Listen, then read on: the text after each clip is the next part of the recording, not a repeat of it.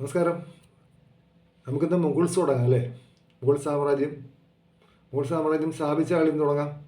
ബാബറിനെ കുറിച്ച് പറയാം. ബാബർ 1526 ഒന്നാം പാനിപ്പറ്റ് യുദ്ധത്തോടുകൂടി ഇന്ത്യയിൽ മുഗൾ സാമ്രാജ്യത്തിന് അടിത്തറയിട്ടു. അപ്പോൾ ഇന്ത്യയിൽ മുഗൾ സാമ്രാജ്യത്തിന് അടിത്തറയിട്ട യുദ്ധമാണ് 1526 ഒന്നാം പാനിപ്പറ്റ് യുദ്ധം. ആരെ പരാജയപ്പെടുത്തി? ഇബ്രാഹിം ലോധിയെ, ലോധി വംശത്തിലെ അവസാനത്തെ ഭരണാധികാരി. ഇത് കഴിഞ്ഞ ദിവസം നമ്മൾ സൂചിപ്പിച്ചു പോയതല്ലേ.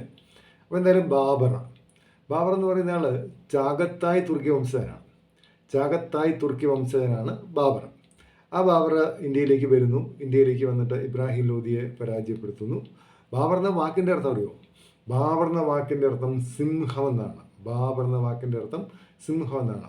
അപ്പോൾ ഇന്ത്യയിൽ മുഗൾ ഭരണത്തിന് അടിത്തറയിട്ട യുദ്ധമാണ് ഒന്നാം പാനിപ്പറ്റ് യുദ്ധം എന്ന് പറഞ്ഞെങ്കിൽ അത് ഉറപ്പിക്കുന്നതിന് കാരണമായ യുദ്ധം, ഇന്ത്യയിൽ മുഗൾ ഭരണം ഉറപ്പിക്കുന്നതിന് കാരണമായ യുദ്ധം 1527 1527 ഖൻവാ യുദ്ധം. 1527 ഖൻവാ യുദ്ധത്തിൽ ബാബർ റാണാ സംഗ്രാമസിംഹനെ പരാജയപ്പെടുത്തി. നമ്മൾ റാണാ സംഗ എന്ന് വിളിക്കുന്ന ആൾ, അദ്ദേഹത്തെ പരാജയപ്പെടുത്തിയിട്ടാണ് ബാബർ എന്ത് ചെയ്യുന്നത്? മുഗൾ ഭരണം ഇവിടെ സ്ഥാപിച്ചത്, അത് ഉറപ്പിച്ചത്. ഇനി നമ്മൾ പറയുമ്പോൾ ഏറ്റവും കുറച്ച് കാലം ഇന്ത്യ ഭരിച്ച മുഗൾ ഭരണാധികാരിയാണ് ബാബർ. അദ്ദേഹം ഒരു 4 വർഷം മാത്രമേ ഭരിച്ചുള്ളൂ. അതായത് 1526 മുതൽ 1530 വരെ മാത്രമേ അദ്ദേഹം എന്ത് ചെയ്തുള്ളൂ? ഇന്ത്യ ഭരിച്ചുള്ളൂ. അദ്ദേഹം ആത്മകഥ എഴുതിയിട്ടുണ്ട്. ആത്മകഥ എഴുതിയ ആദ്യ മുഗൾ ഭരണാധികാരിയാണ് ബാബർ. അദ്ദേഹത്തിൻ്റെ ആത്മകഥയുടെ പേര് തുസുക്കി ബാബറി എന്ന് പറയുന്നതാണ് ബാബറുടെ ആത്മകഥ. ഇനി അതുപോലെ ആത്മകഥയിൽ ഇന്ത്യക്കാരെ ഇഷ്ടമല്ല എന്ന് പറഞ്ഞിരിക്കുന്ന ആളാണ് ബാബർ.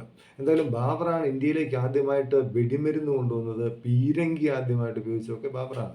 ഏറ്റവും സാഹസികനായ മുഗൾ ഭരണാധികാരി എന്നറിയപ്പെടുന്നത് ബാബറാണ്. എന്തായാലും അദ്ദേഹം ആഗ്രയിൽ വെച്ച് മരിച്ചു.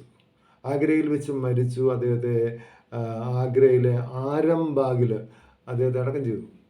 ആഗ്രയിലെ ആരംബാഗിലാണ് അദ്ദേഹത്തെ അടക്കം ചെയ്തതെങ്കിലും പിന്നീട് അദ്ദേഹത്തിൻ്റെ ശവശരീരം അവിടെ നിന്ന് എടുത്തിട്ട് കാബൂളിലേക്ക് കൊണ്ടുപോകുമായിരുന്നു. അപ്പോൾ ഇതൊക്കെയാണ് നമ്മൾ ആരെക്കുറിച്ച് പറയുന്നത്? ബാബറിനെ കുറിച്ച് പറയുന്നത്. മുഗൾ ഭരണത്തിന് തുടക്കം കുറിച്ച ബാബറിനെ കുറിച്ച്. അപ്പോൾ ബാബർ മുഗൾ സാമ്രാജ്യത്തിന് അടിത്തറയിട്ട ആളാണ്. അടിത്തറയിട്ട യുദ്ധം ഏതാണ്? ഒന്നാം പാനിപ്പറ്റ് യുദ്ധമാണ്. 1526 ഒന്നാം പാനിപ്പറ്റ് യുദ്ധം. അപ്പോൾ ഭരണം ഉറപ്പിക്കുന്നതിന് കാരണമായ യുദ്ധം 1527 ഖൻവാ യുദ്ധം. അപ്പോൾ അത് രണ്ടുമാണ് പ്രധാനമായിട്ട് നമ്മളവിടെ ഓർക്കേണ്ട പോയിന്റുകൾ.